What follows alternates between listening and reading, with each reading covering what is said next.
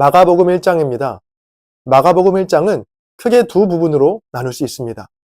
먼저 1절부터 13절까지 공생애를 위한 준비입니다. 마가복음은 선지자 이사야의 말씀으로 시작합니다. 이사야가 예언했던 광야에 외치는 자의 소리가 바로 세례 요한이고, 그 요한은 예수 그리스도의 오실 길을 준비하는 자였죠. 예수님은 요한에게 세례를 받으시고 성령에 이끌려 광야에서 40일 동안 시험을 받으십니다.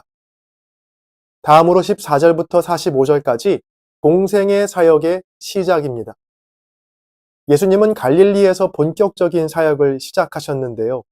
먼저 어부인 베드로와 안드레, 세베대의 아들 야고보와 형제 요한을 제자로 부르십니다. 이후에 예수님은 제자들과 가버나움에 있는 회당에서 귀신 들린 사람을 고치시는데요. 이 일로 예수님에 대한 소문이 갈릴리 모든 지역에 퍼지게 되죠. 회당에서 나오신 예수님은 열병으로 누워있던 베드로의 장모와 예수님을 찾아온 많은 병자들을 고쳐주십니다. 예수님은 갈릴리 곳곳을 다니시며 전도하시고 귀신을 내쫓으시는데요. 나병 환자를 고치신 후에 예수님은 이 일을 아무에게도 말하지 말라고 경고하셨지만, 고침받은 나병 환자가 많은 사람에게 예수님에 대한 소식을 전했죠. 사람들을 피해 한적한 곳으로 가셨지만 사방에서 사람들이 예수님을 찾아왔다라는 것으로 마가복음 1장의 말씀은 끝이 납니다. 마가복음의 처음은 이렇게 시작합니다. 하나님의 아들 예수 그리스도의 복음의 시작이라. 아멘. 하나님의 아들 예수 그리스도의 복음의 시작을 선언하고 있습니다. 본격적인 공생애의 시작을 알리는 것이죠.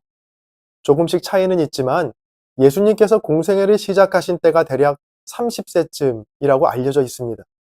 자, 그러니까 공생애를 시작하시기까지 이 지난 30년이라는 오랜 무명의 시간이 있었다는 건데요. 복음서에서 지난 30년간의 예수님에 대한 기록을 다 찾아봐도 탄생을 제외하면 누가복음에 나오는 12살 시절의 이야기와 나사렛 예수라고 불렸다라는 것밖에는 없습니다. 예수님께서 나사렛 예수라고 불리신 이유는 나사렛이라는 동네에서 자라셨기 때문인데요. 마태복음 2장 23절입니다. 나사렛이란 동네에 가서 사니 이는 선지자로 하신 말씀에 나사렛 사람이라 칭하리라 하심을 이루려 하심이러라. 아멘. 예수님 당시 나사렛은 전체 인구가 500명도 채 되지 않는 아주 작은 마을이었습니다. 빌립의 친구 나다나엘이 나사렛에서 무슨 선한 것이 날 수 있느냐라고 말할 정도로 나사렛은 이스라엘에서 잘 알려지지 않는 변방이었죠. 또 나사렛은 넷제르라는 단어에서 나온 말로 가지, 또 순이라는 뜻을 갖고 있습니다. 도란노에서 나온 광야를 살다라는 책에 보면 나사렛의 또 다른 의미를 소개하는데요. 바로 숨다라는 의미입니다. 화려한 예루살렘과는 달리 철저하게 숨겨진 곳이 바로 나사렛이었죠. 그 나사렛에서 예수님은 30여 년의 기간을 보내셨습니다.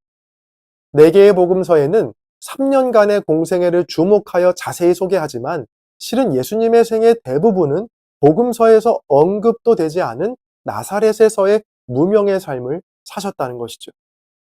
공생애를 시작하신 후에도 예수님은 절대 유명해지기를 바라지 않으셨습니다. 오늘 본문인 마가복음 1장에서도 예수님은 귀신 들린 사람들과 병자들을 고치시고 나선 그들에게 아무 말도 하지 말라고 엄히 경고하시거든요. 34절입니다. 예수께서 각종 병이 든 많은 사람을 고치시며 많은 귀신을 내쫓으시되 귀신이 자기를 알므로 그 말하는 것을 허락하지 아니하시니라. 그리고 42절부터 44절까지의 말씀도 보세요. 곧 나병이 그 사람에게서 떠나가고 깨끗하여진지라. 곧 보내시며 엄히 경고하사 이르시되 삼가 아무에게도 아무 말도 하지 말고. 예수님의 이런 경고는 다른 복음서에도 동일하게 나타나는 패턴입니다. 37절에서 모든 사람이 주를 찾고 있다는 제자들의 보고에 황급히 그 자리를 떠나시는 예수님의 모습도 볼 수 있죠. 얼마든지 더 유명해질 수 있고 더 많은 인기를 얻을 수 있는 자리에 있었지만 예수님은 언제나 그 자리를 피하시고 한적한 곳으로, 또 새로운 곳으로 그렇게 무명의 자리를 향해 가셨습니다. 이사야서 49장은 두 번째 종의 노래라고 불리는 시입니다. 자, 그중 2절의 말씀은 이렇습니다. 내 입을 날카로운 칼같이 만드시고 나를 그의 손 그늘에 숨기시며 나를 갈고 닦은 화살로 만드사 그의 화살통에 감추시고. 구약학자 앨런 데이비스는 그의 책 하나님의 진심에서 이 구절을 다음과 같이 해석합니다. 여기에서 모범이 되는 종은 하나님의 손의 그늘에 숨긴 날카로운 칼이고 하나님의 화살통에 쟁여둔 잘 닦인 화살이다. 이 시는 사역의 힘이 바로 거기 곧 숨겨진 자리에서 나온다고 암시한다. 하나님이 우리를 통해 빛을 전파하시려는 목표를 언젠가 이루시려면 먼저 이 숨김의 이미지를 받아들여야 한다. 하나님의 손의 그늘 가운데 사는 것, 하나님의 등에 매달린 화살통에 숨는 것.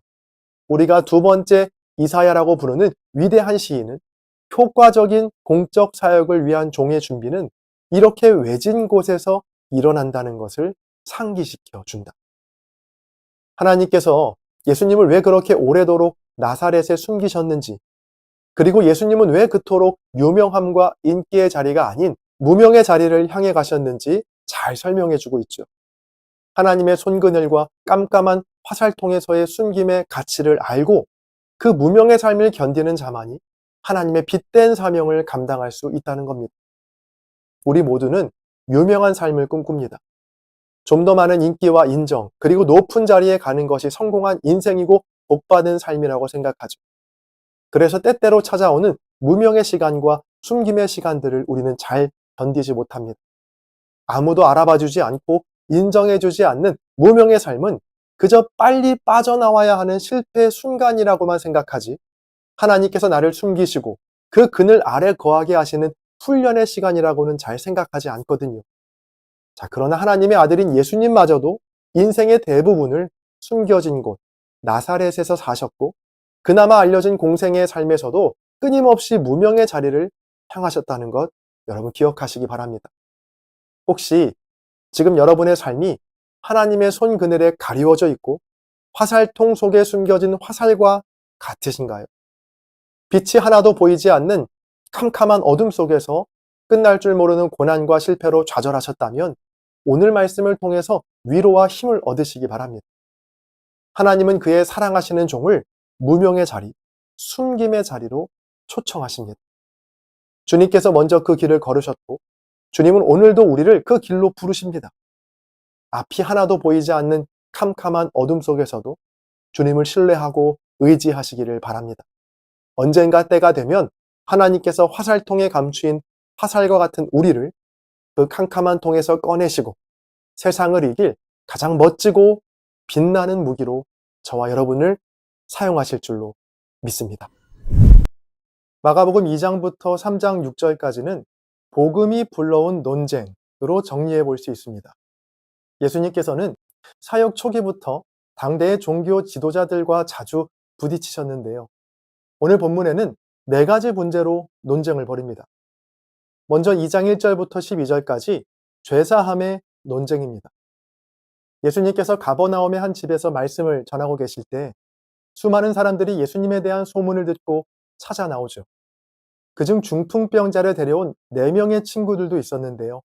너무나 많은 사람들이 예수님을 둘러싸고 있어서 예수님 앞으로 도저히 나아갈 수가 없었죠.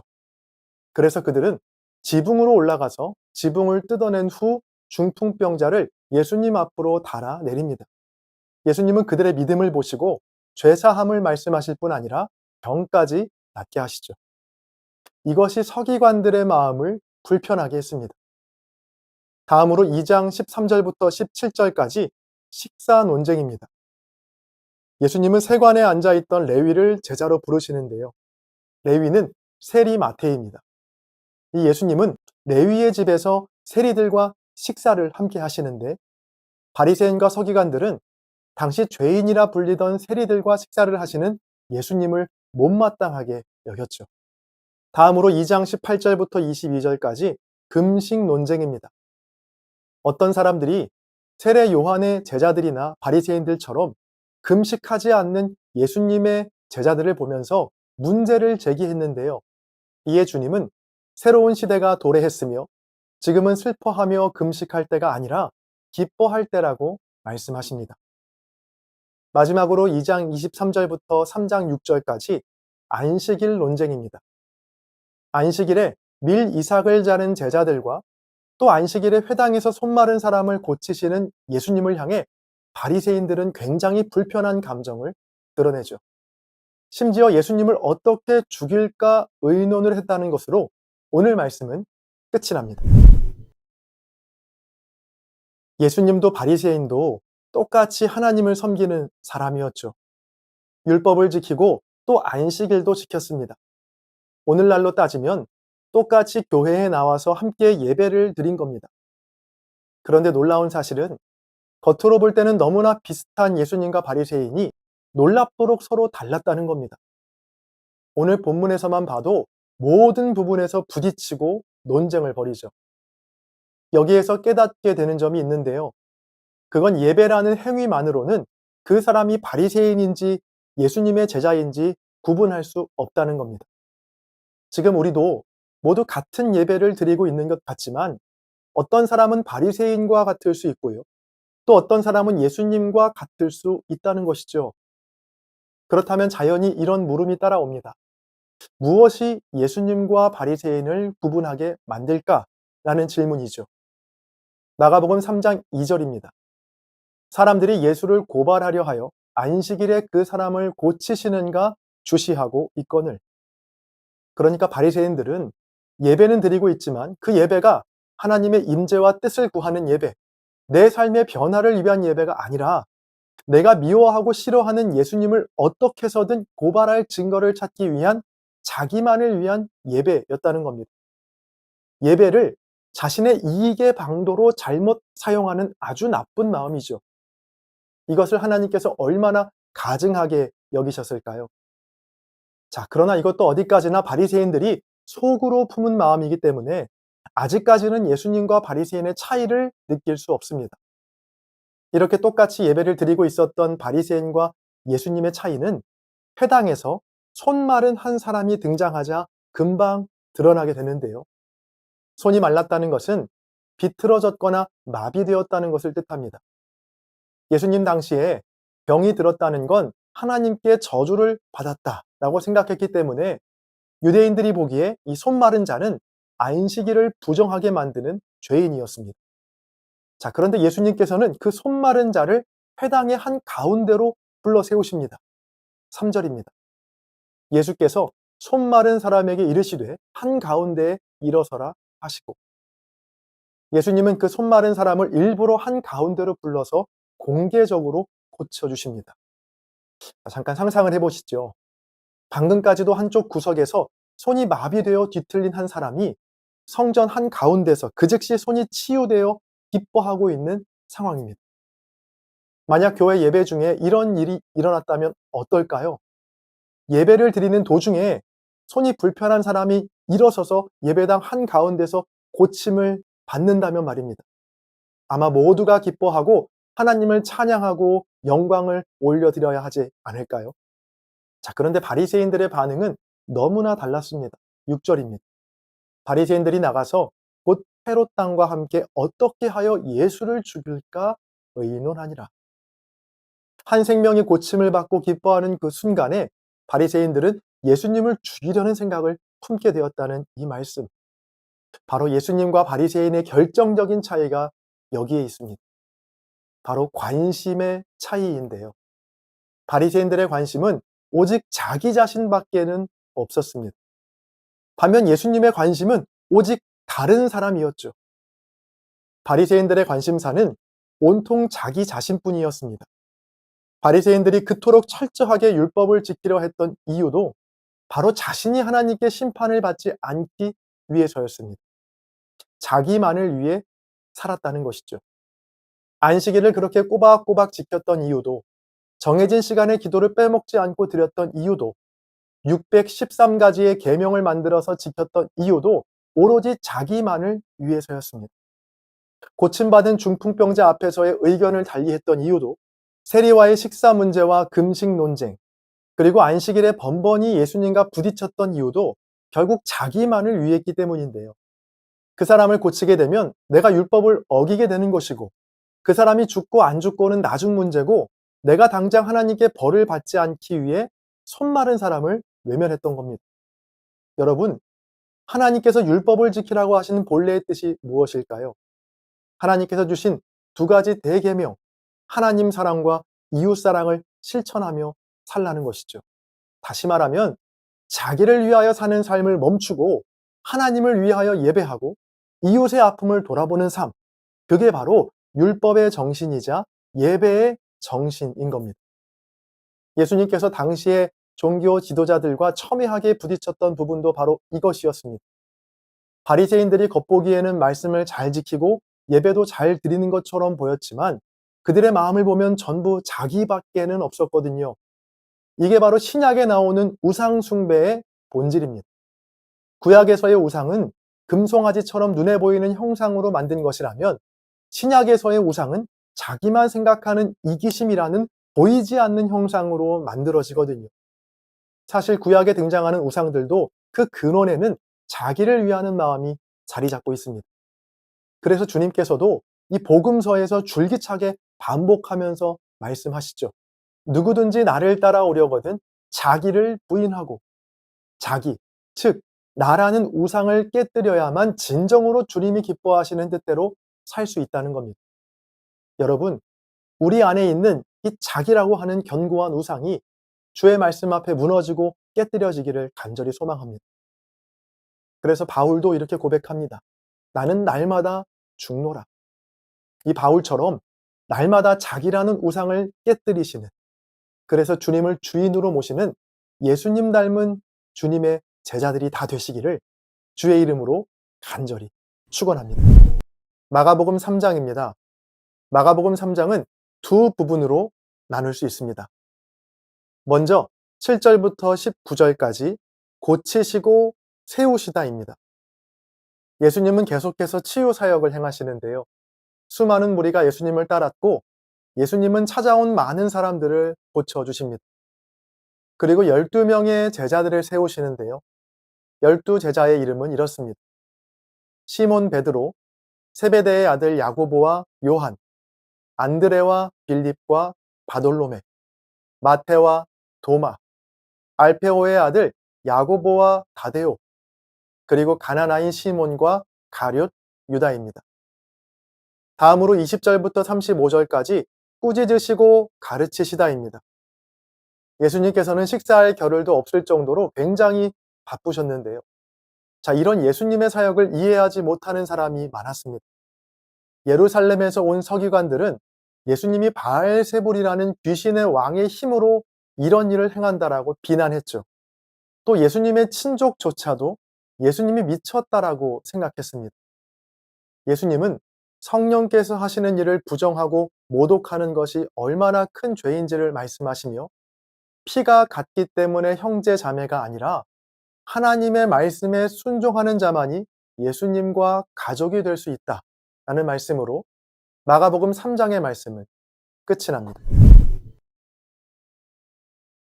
예수님께서는 찾아오는 모든 사람들의 질병을 치유하시고 귀신을 쫓아내십니다. 자, 이런 예수님의 사역은 이미 구약 성경에 예언된 약속이기도 합니다. 이사야 61장 1절부터 3절까지의 말씀입니다.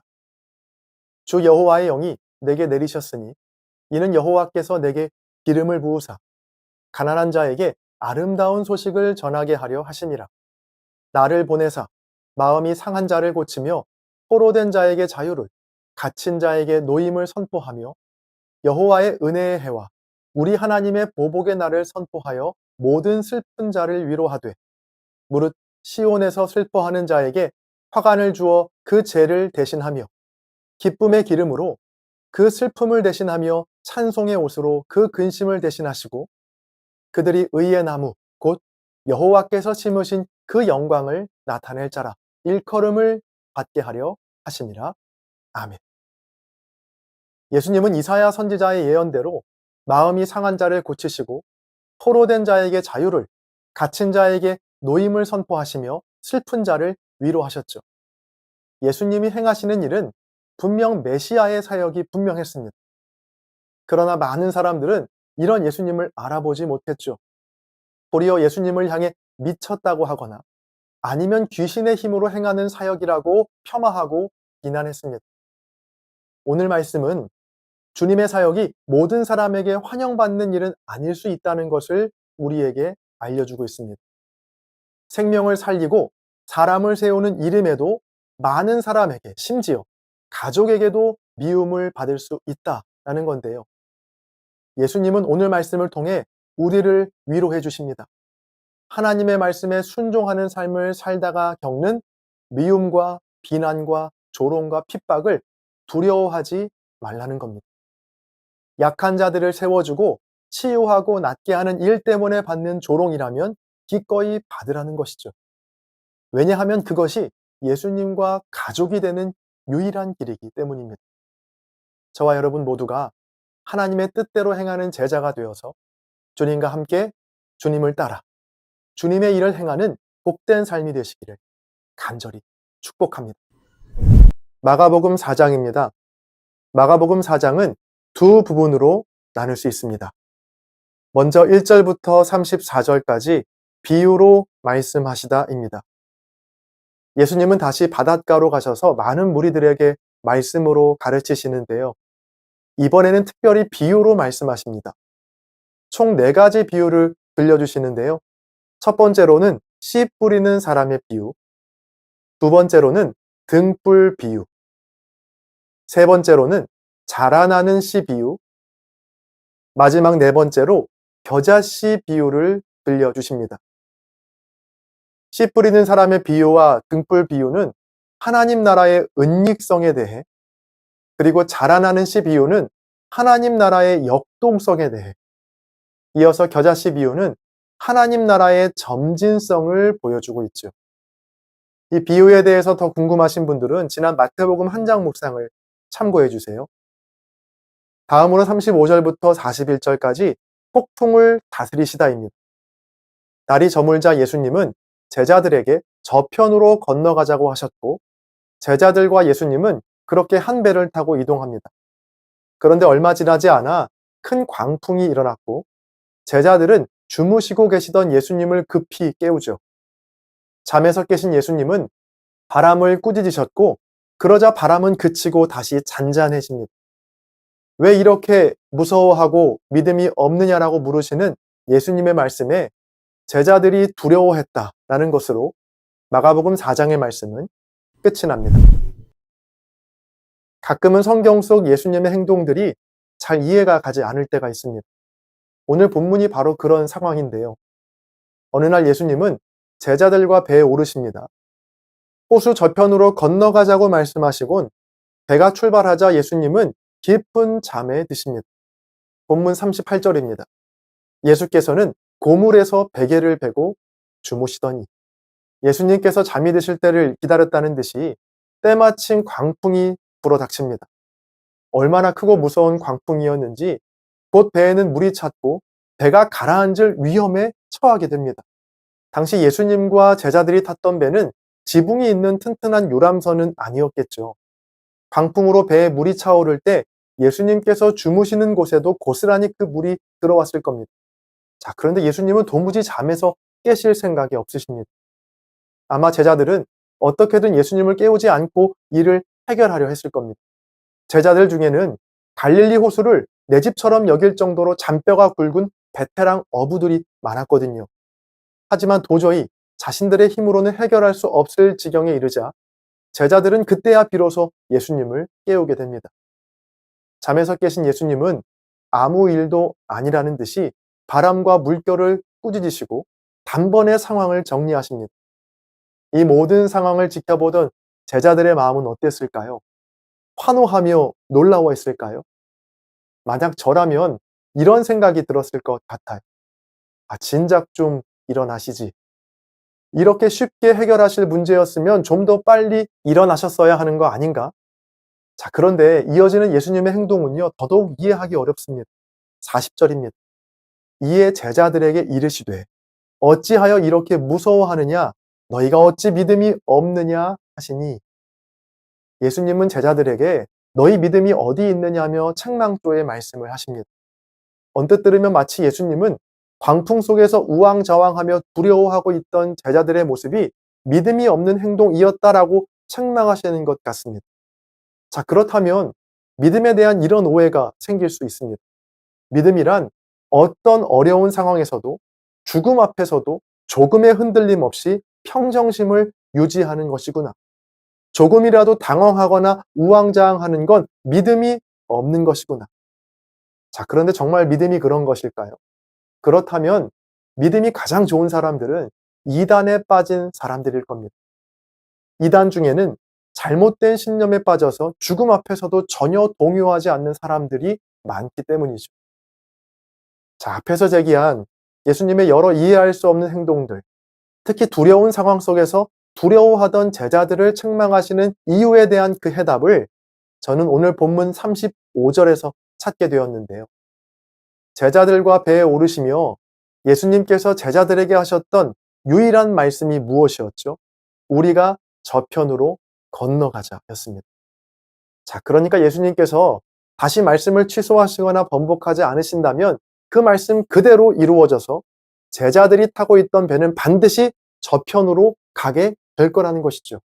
왜냐하면 예수님께서 저편으로 건너가자라고 말씀하셨기 때문입니다. 자, 오늘 본문의 제자들이 책망을 받은 이유가 바로 여기에 있습니다. 제자들은 바로 이 말씀을 까맣게 잊어버린 겁니다. 예수님께서 분명히 건너가자고 하셨기 때문에 반드시 우리를 가게 하실 것이란 믿음이 그들에게는 없었던 것이죠. 여러분, 때로 우리는 제자들에게 닥쳤던 광풍과 같은 어려움과 큰 환난을 만나곤 합니다. 어려움에 닥치면 두려워하는 마음이 드는 건 당연한 일입니다. 나의 의지와는 상관없이 걱정과 불안과 근심이 찾아와서 우리의 마음을 어지럽히죠. 출렁이는 배 위에서 우왕좌왕하고 있는 제자들처럼 말입니다. 앞에서 말씀드렸듯이 어려운 일 앞에서 근심의 마음이 들고 슬픈 일 앞에서 애통해하며 또 두려운 일 앞에서 두려움을 느끼는 건 인간이기에 느낄 수밖에 없는 매우 자연스러운 감정입니다. 그러나 우리가 꼭 잊지 말아야 할 것이 하나 있습니다. 그건 가자 하셨으니 반드시 우리를 가게 하실 것이라는 믿음이죠. 죄에 빠져 살던 우리에게 주님은 하나님께로 구원의 길로 건너가자 말씀하십니다. 그 말씀은 그대로 성취되어 저와 여러분 모두는 반드시 주님께서 가자 하신 그 하나님 나라에 가게 될 줄 믿습니다. 마가복음 4장에서 비유로 말씀하신 하나님 나라도 말씀하셨으니 그대로 이루어지게 될 거라는 것이죠. 때론 광풍이 일기도 하고 어렵고 두려운 일도 만나겠지만 그래서 혹시 주님께서 주무시는 건 아닐까? 주님이 나와 함께 하시는 것이 맞나? 의심이 들 때도 있겠지만 여러분 기억하십시오. 가자고 하신 주님께서는 반드시 우리를 가게 하실 것입니다. 우리에게 가자고 말씀하신 분이 다른 누구도 아닌 하나님의 아들이시고 죽기까지 저와 여러분을 사랑하신 우리 주 예수 그리스도이시기 때문이죠. 오늘도 가자 하신 주님의 말씀을 붙들고 거센 풍랑과 어려움 속에서도 믿음으로 담대히 승리하시는 저와 여러분 모두가 되시기를 주님의 이름으로 간절히 축복합니다. 마가복음 5장입니다. 마가복음 5장은 두 부분으로 나눌 수 있습니다. 먼저 1절부터 20절까지 귀신 들린 사람을 고치시다입니다. 예수님과 제자들은 바다 건너편 거라사 사람들의 지역에 도착합니다. 예수님께서 배에서 내리시자 귀신 들린 한 사람이 무덤 사이에서 나오죠. 그 귀신은 누구도 제어할 수 없을 만큼 강한 힘을 가졌는데요. 예수님은 그 귀신 들린 사람에게 더러운 귀신아, 그 사람에게서 나오라고 명하셨고 자기의 이름을 군대라고 밝힌 귀신은 2,000마리가 되는 돼지 떼기로 들어가 바다에 빠져버립니다. 이것을 지켜본 사람들은 예수님을 두려워하며 자기의 마을에서 떠나달라고 간구하는데요. 귀신에 들렸다가 고침받은 사람은 예수님과 함께 있기를 원했지만 예수님은 집으로 돌아가서 주님께서 행하신 일을 전하라고 말씀하시죠. 이에 예수님에 대한 소문이 데가볼리 지역에 퍼져 많은 사람이 놀라게 됩니다. 다음으로 21절부터 43절까지 야이로의 딸과 혈루증 여인을 고치시다입니다. 예수님은 다시 배에 타셔서 갈릴리로 돌아가십니다. 역시 많은 사람들이 몰려왔는데요. 그중 회당장 야이로라는 사람이 예수님 앞에 엎드려 자기의 어린 딸을 살려달라고 간구합니다. 예수님께서 야이로를 따라 길을 가시던 중에 12해 동안 혈루증을 앓아온 한 여인이 예수님의 옷에 손을 대었고 그 여인은 즉시 고침을 받게 됩니다. 예수님은 걸음을 멈추신 후에 누가 자신의 옷에 손을 대었는지를 물으시는데요. 여인은 두려워하며 예수님 앞에 엎드렸고 예수님은 여인을 향해 내 믿음이 너를 구원하였다 라고 말씀하십니다. 예수님과 여인과의 대화가 이어지던 중에 회당장은 자신의 딸이 죽었다는 소식을 듣게 됩니다. 예수님께서는 회당장에게 두려워하지 말고 믿기만 하라 라고 말씀하시곤 누워있는 회당장의 딸의 손을 잡으시고 소녀에게 일어나라 라고 말씀하십니다. 그러자 곧 소녀가 일어나서 걷게 되었고 예수님은 이 일을 아무에게도 알지 못하게 하라고 엄히 말씀하셨다라는 것으로 마가복음 5장의 말씀은 끝이 납니다. 인생을 살다 보면 위기의 순간은 누구에게나 찾아옵니다. 어느 인생도 자신의 인생을 장담할 수가 없죠. 지금 보기에는 절호의 기회인 듯 보이던 일들이 얼마 지나지 않아 위기로 찾아오기도 하고 반대로 위기라고 생각했던 일들이 기회로 바뀌는 일이 예상치 못하게 벌어지는 것이 바로 우리의 인생입니다. 자, 그래서 우리가 배워야 할 건 위기를 피해가는 방법이 아니라 위기에 대처하는 방법이 되어야 하죠. 오늘 본문에도 21절과 43절에 보면 위기에 빠진 두 명의 사람이 등장하는데요. 바로 혈루증 여인과 회당장 야이로입니다. 먼저 혈루증 여인은 피가 멈추지 않는 혈루증을 무려 12해 동안 겪고 있었죠. 당시 유대 사회에서 몸에 피가 흐르는 혈루증은 단순한 질병을 넘어서 부정한 죄인으로 간주되는 사회적 낙인이기도 했습니다. 이 여인은 한두 해도 아니고 무려 12해 동안 부정한 여인으로 살아온 겁니다. 자신의 의지와는 상관없이 흐르는 피 때문에 성전에 들어갈 수도 없었고 예배를 드릴 수도 없었고 심지어 다른 사람들을 만질 수도 또 만날 수도 없었습니다. 회당장 야이로는 어떤가요? 그는 자신의 딸이 죽어가는 위기에 처합니다. 본문 42절에 보면 이 딸의 나이가 12살이라고 나와 있습니다.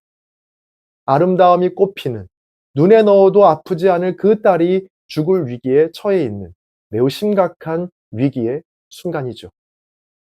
12해 동안 혈루증으로 고통받고 있었던 여인, 또 12살 딸 아이의 죽음 앞에 있었던 야이로. 이 둘은 12해라는 공통점 외에도 몇 가지 비슷한 점이 있습니다. 혈루증 여인도 야이로도 모두 예수님 앞에 엎드렸고 예수님과의 접촉을 통해 그들의 삶이 역전된 건데요. 이 두 사람에게는 두 가지 공통점이 있었습니다. 먼저 첫 번째로 하나님을 생각함으로 두려움을 이겨냈습니다. 먼저 혈루증 여인은 부정하기 때문에 절대 사람들에게 손을 대서도 안 되고 사람과 접촉도 하면 안 되는 상황이었습니다. 만약 누군가에게 손을 댄 것이 드러나기라도 한다면, 그래서 자기의 정체가 탄로나기라도 한다면 돌에 맞아 죽을 수도 있었던 두려움 속에 있었죠. 야이로는 어떤가요? 회당장이라는 직업을 보면 알 수 있듯이 당시 예수님과는 원수지간이었습니다. 회당의 총책임자였던 야이로가 예수님을 찾아가는 일은 결코 쉬운 일이 아니었습니다. 누가복음의 기록에 따르면 회당장 야이로는 예수님의 발 앞에 엎드려 자기 집에 오시기를 간구하였다라고 나옵니다. 당시 자기를 따르던 수많은 유대인들과 다른 회당장들의 눈총을 사는 위험한 일이었습니다. 혹시라도 예수님께 갔다가 아무 일도 일어나지 않는다면 딸도 잃어버리고 이제까지 자신이 쌓아온 명성과 직업 등 자기의 모든 것을 잃어버릴 수 있는 극심한 두려움 속에 있었죠. 혈루증 여인과 야이로는 그 두려움 속에 있었지만 두려움에 갇히지는 않았습니다. 그 두려움을 넘어선 건데요. 야이로와 혈루증 여인이 두려움을 이겨낸 이유가 무엇입니까? 바로 두려움의 그 순간에 하나님을 생각했기 때문입니다. 혈루증 여인이 수치와 두려움을 이기고 수많은 사람들 속으로 용기 있게 들어간 이유, 회당장 야이로가 두려움과 자존심을 던져버리고 자신보다 한참이나 어린 예수님 앞에 엎드린 이유, 그들은 오직 하나님의 아들 예수 그리스도만 생각했기 때문입니다. 자신의 지위와 처지, 상황보다 이 모든 상황을 역전시켜 주실 하나님을 생각했고 하나님의 아들 예수님만을 생각한 것이죠. 베드로전서 2장 19절입니다. 부당하게 고난을 받아도 하나님을 생각함으로 슬픔을 참으면 이는 아름다우나. 두려움과 고난 중에 하나님을 생각하게 되면 그 두려움을 이겨낼 줄로 믿습니다. 위기와 어려움이 닥칠 때마다 문제보다 크신 하나님을 생각하십시오. 물론 결코 쉽지 않습니다. 대부분의 사람들은 위기와 어려움이 닥칠 때 두려움 속에 갇혀버리거든요. 그러나 믿음으로 하나님을 생각할 때 하나님은 우리의 위기와 어려움들을 역전시켜 주실 줄로 믿습니다. 다음으로 두 번째로 행함이 있는 믿음의 소유자였습니다. 혈루증 여인은 예수님에 대한 자기의 믿음을 옷자락에 손을 대는 행함으로 증명했고, 회당장 야이로는 예수님에 대한 믿음을 엎드림이라는 행함으로 증명했습니다. 우리는 때로 믿음을 너무 관념적으로만 생각할 때가 많습니다. 위기의 순간에 하나님을 생각하는 것에서만 그치면 안 되고 그 믿음과 생각을 행함으로 증명까지 해야 합니다. 만약 혈루증 여인과 야이로가 단지 예수님에 대한 생각만 하고 있었고 실제로 예수님 앞에 엎드리지도 옷자락에 손을 대지도 않았다면 아마 그들에게는 아무 일도 일어나지 않았을 겁니다. 그러나 그들은 자신들의 믿음을 행함으로 증명해냈습니다. 생각해보면 성경 속에 나오는 인물들의 믿음은 다 행함이 있는 믿음이었습니다. 아브라함도 하나님의 말씀을 귀로 듣고 머리로 생각하는 것에 그치지 않고 실제로 그 말씀대로 본토 친척 아버지의 집을 떠났습니다. 모세도 하나님의 명령을 듣는 것에 그치지 않고 실제로 이스라엘 백성을 애굽 땅에서 인도해 내었죠. 다윗은 어떤가요? 하나님에 대한 믿음을 골리앗과의 싸움에서 증명해 보였습니다. 또 예수님의 발을 눈물로 적신 여인도 마찬가지입니다. 자신의 귀한 향유를 예수님께 전부 드리는 행함으로 믿음을 증명해냈습니다.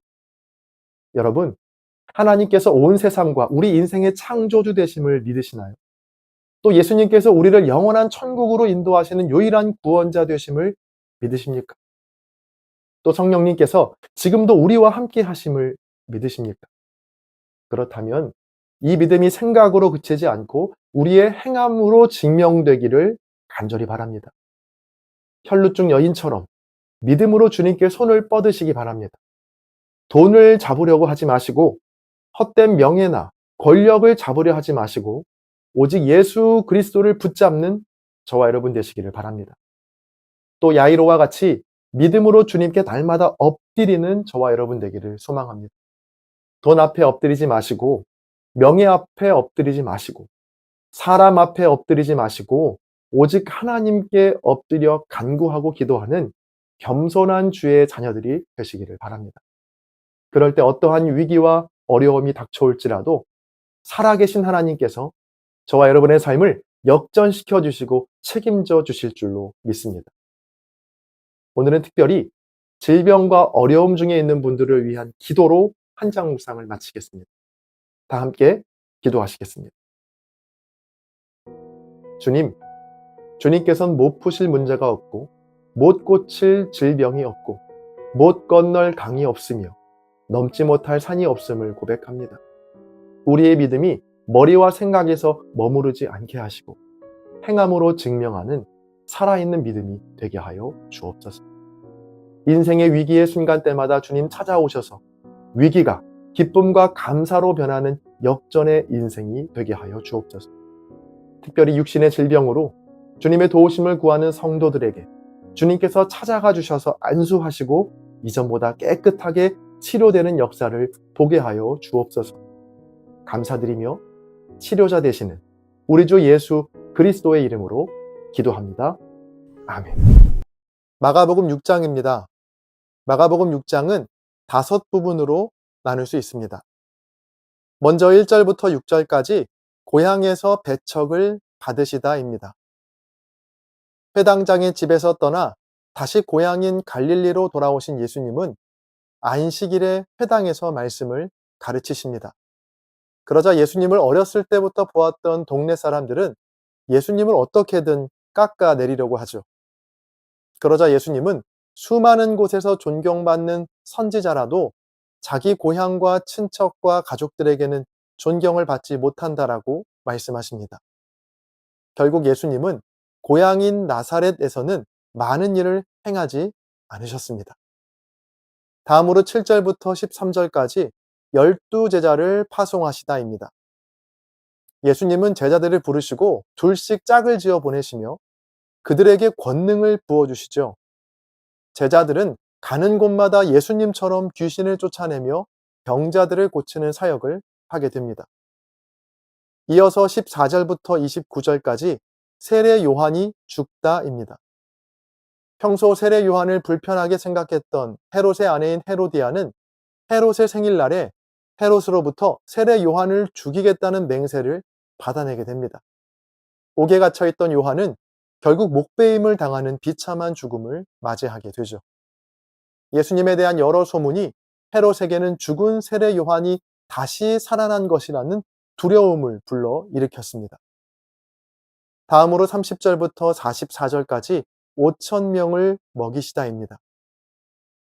사역을 마치고 돌아온 제자들은 그동안의 일들을 예수님께 보고하는데요. 예수님과 제자들은 배를 타고 한적한 곳으로 떠났지만 많은 사람들이 예수님과 제자들을 따라왔죠. 저녁 무렵이 되어 제자들은 예수님께 찾아온 많은 사람들이 마을로 내려가 스스로 식사를 해결할 것을 제안합니다. 그러자 예수님은 도리어 제자들에게 너희들이 먹을 것을 주라고 말씀하시는데 이에 제자들은 자기들에게 있는 것은 떡 5개와 물고기 2마리가 전부라고 대답합니다. 예수님은 제자들에게 모든 사람을 잔디 위에 앉히라고 말씀하시고 제자들로부터 받은 떡 5개와 물고기 2마리를 가지고 감사 기도를 드리신 다음 그것을 제자들에게 주시며 사람들에게 나누라고 말씀하십니다. 떡과 물고기를 받아든 제자들은 사람들에게 나눠주기 시작했는데요. 그곳에 있는 5천 명이 넘는 사람들이 모두 배불리 먹고도 12바구니가 남는 놀라운 기적이 일어나게 됩니다. 마지막으로 45절부터 56절까지 물 위를 걸으시다입니다. 놀라운 기적의 현장에서 예수님은 서둘러 발걸음을 옮기시는데요. 제자들을 재촉해서 먼저 배를 타고 건너편으로 가게 하시고 예수님은 따로 기도하러 산으로 가십니다. 새벽 3시에서 4시 사이에 풍랑으로 힘겨워하는 제자들을 보시고 예수님은 물 위를 걸어서 배 위에 오르십니다. 제자들은 방금 전까지 오병이어로 5천 명을 먹이신 예수님을 금방 잊어버리고 풍랑 속에 혼비백산하죠. 예수님께서 배에 오르시자 바람이 곧 그쳤고 게네사렛에서 내리신 후에 많은 병자들을 고치셨다라는 것으로 마가복음 6장의 말씀은 끝이 납니다.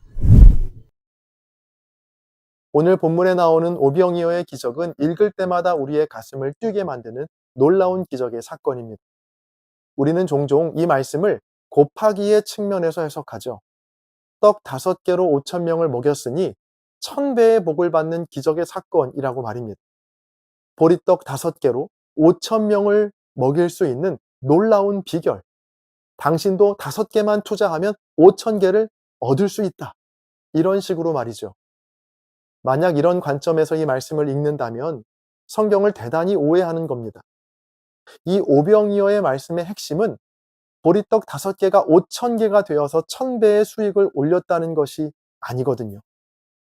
오병이어의 기적은 더 많은 것을 얻을 수 있는 비결이 담긴 말씀이 아니라 도리어 그 반대입니다.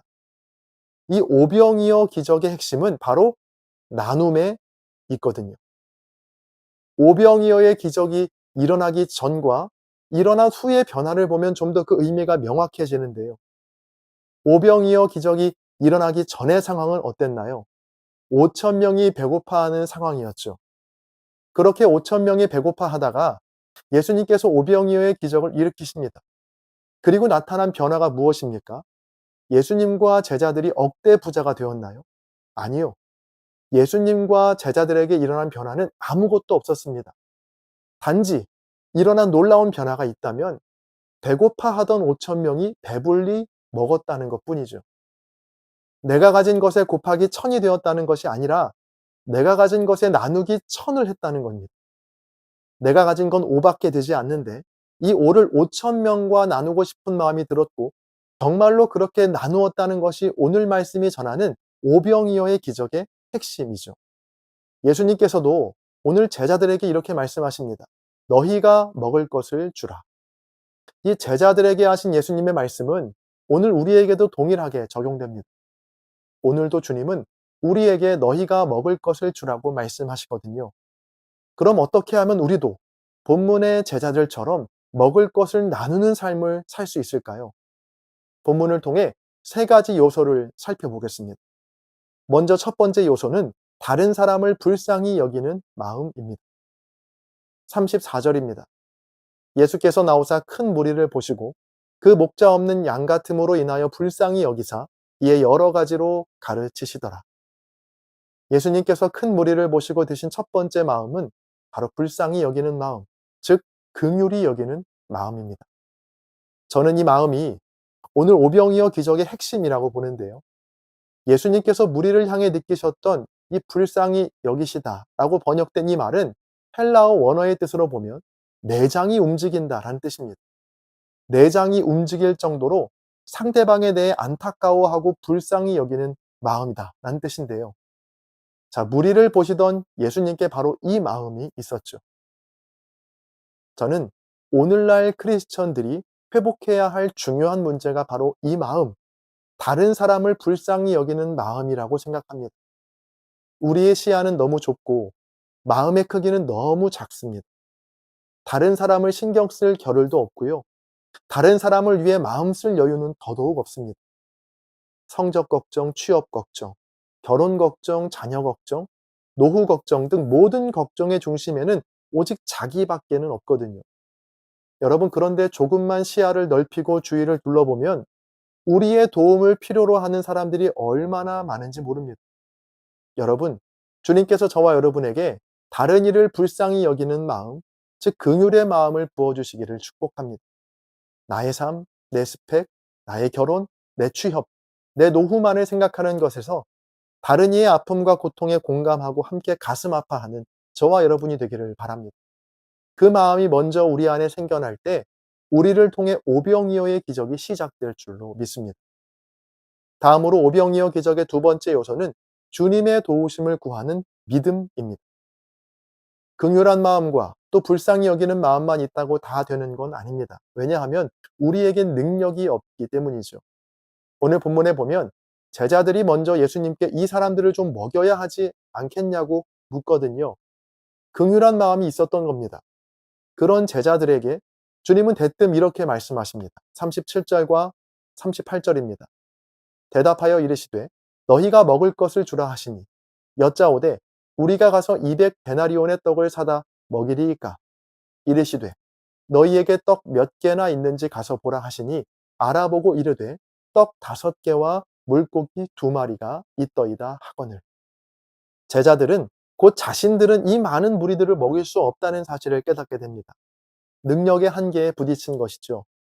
떡 5개와 물고기 2마리는 12명의 제자들이 먹기엔 그래도 괜찮은 양이었습니다. 그러나 5천 명이 먹기에 턱없이 부족한 양이죠. 자, 이를 통해 알 수 있는 건 무엇일까요? 나 혼자, 내 가족들이 잘 먹고 잘 사는 건 내가 가진 것으로 어떻게든 해결할 수 있습니다. 떡 5개와 물고기 2마리가 부족하긴 하지만 부족한 대로 허기는 채울 수 있습니다. 자, 그러나 내가 아니라 다른 사람의 아픔에 눈을 뜨고 다른 이의 인생에 관심을 갖게 되면 그때부터는 내 능력과 내가 가진 것이 얼마나 부족한지를 깨닫게 됩니다. 보통 그럴 때 우리는 마음먹은 것으로만 만족하죠. 대부분 그래도 그런 마음을 품는 게 어디야. 내 능력으로는 도저히 안 되니까 어쩔 수 없지. 이런 생각으로 스스로를 위안하며 다시 자기만을 위한 삶으로 돌아갑니다. 자, 그러면 아무런 기적이 일어나지 않습니다.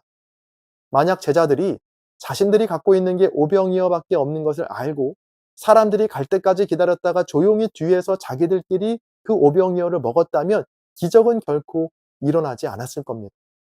자, 그러나 제자들은 그 오병이어를 주님께 드렸습니다. 때때로 주님께서 우리에게 감당 못할 아픔과 문제를 주실 때가 있습니다. 도저히 내 능력으로는 내가 가진 것으로 해결할 수 없는 문제와 비전을 주실 때가 있죠. 본문에도 주님은 제자들에게 너희가 먹을 것을 주라고 말씀하시는데, 여러분, 이럴 때는 주님께서 정말 나에게 그 문제를 해결하라는 것이 아니라 그 문제를 나에게, 즉 주님께 가져오라는 겁니다. 네가 할 수 없지. 그러니까 나에게 맡겨. 내가 해줄게. 여러분의 삶 속에서 내 힘으로 도저히 감당하지 못할 문제를 만날 때 여러분 꼭 기억하세요. 그 문제는 우리에게 풀라고 주신 문제가 아니라 주님께 가져오라고 주신 문제입니다. 주님의 도우심을 구하는 믿음으로 기도할 때 그 기도가 기적의 도구가 될 줄로 믿습니다. 마지막 세 번째로 내게 있는 것을 나누는 행함입니다. 긍휼한 마음과 또 주님의 도우심을 구하는 믿음이 있다면 마지막으로 내게 있는 것을 실제적으로 나누는 행함이 있어야 합니다. 오늘 말씀에 보면 예수님께서 제자들이 가져온 오병이어의 축복 기도를 하시고 5천 명의 무리들에게 나누어 주시는데, 자, 그런데 그 나눔의 방식이 생각보다 간단하고 건조해 보입니다. 뭔가 기적적인 방법으로 하늘에서 보리떡 5천 개가 떨어진다거나 바다에서 물고기 5천 마리가 솟구쳐 오르면 뭔가 더 극적이고 멋질 것 같은데 그렇지 않거든요. 41절을 함께 보시죠. 예수께서 떡 5개와 물고기 2마리를 가지사 하늘을 우러러 축사하시고 떡을 떼어 제자들에게 주어 사람들에게 나누어 주게 하시고 또 물고기 2마리도 모든 사람에게 나누시매. 자, 먼저 예수님께서 제자들에게 떼어 주셨고 제자들이 각 사람들에게 떼어주는 방식이었습니다. 방식이 너무나 평범하죠. 하늘에서 떡을 실은 수레가 내려온다거나 저 멀리 바다에서 물고기 5천 마리가 떼를 지어 날아오면 아, 기적이구나 했을 텐데 그냥 있는 것을 떼어주는 방식이니 얼마나 평범합니까? 여러분, 그런데 바로 여기에 나눔의 원리가 숨겨져 있습니다.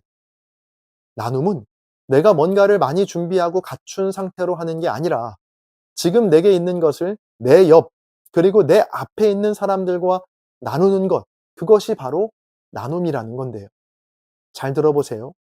지구 반대편에서 굶어 죽어가고 있는 아이들에게 오병이어의 기적이 나타나기 위해서는요, 비행기를 타고 그 아이들에게 가는 것도 하나의 방법일 수 있지만 바로 내 옆에 있는 사람과 나눔을 시작할 때 그 작고 사소한 나눔을 통해서 놀라운 기적이 일어날 수 있다는 것이 바로 오늘 말씀이 우리에게 주는 도전입니다. 상상을 해보시죠. 예수님 앞에 모인 사람들이 남자만 5천 명이고 여자와 아이들까지 합치면 못해도 8천 명에서 10,000명은 모였을 겁니다. 제자들의 숫자는 고작 12명이었습니다. 제자들 한 명당 맡아야 하는 숫자가 약 800명 정도인 겁니다. 자, 여러분이 제자 중 한 명이었다고 생각해 보면 얼마나 마음이 조급했겠어요. 지금 내 앞에 800명이 줄을 서고 있습니다. 배고프다고 아우성입니다. 저기 뒤에 있는 800번째 사람은 눈에 보이지도 않아요. 지금 내가 가진 것으로 이 800명의 사람들을 배부르게 할 것 같지도 않습니다. 여러분, 그래도 주님을 의지하고 내 앞에 있는 사람부터 한 명씩 한 명씩 그 떡을 떼어 나누기 시작하니까 결국 800번째 사람까지 다다르게 된 겁니다. 오늘 말씀을 통해 여러분께 도전하고 싶은 게 바로 이겁니다. 지금 내 옆에, 내 앞에 있는 사람과 내게 있는 것을 나누자라는 것이죠. 시간을 나누고, 물질을 나누고, 마음을 나눌 때 그 나눔이 보잘것없어 보이지만 그 나눔을 통해 지구 반대편에 있는 5,000번째 아이들이 배불리 먹을 수 있는 기적의 나눔이 될 수 있다는 겁니다. 오늘도 주님은 저와 여러분에게 너희가 먹을 것을 주라고 말씀하십니다. 그 음성에 순종하여 우리 곁에 있는, 아니 지구 반대편에 있는 굶주리고 허기진 영혼들을 배불리 먹일 수 있는 저와 여러분의 기적의 삶이 되시기를 주님의 이름으로 간절히 축원합니다.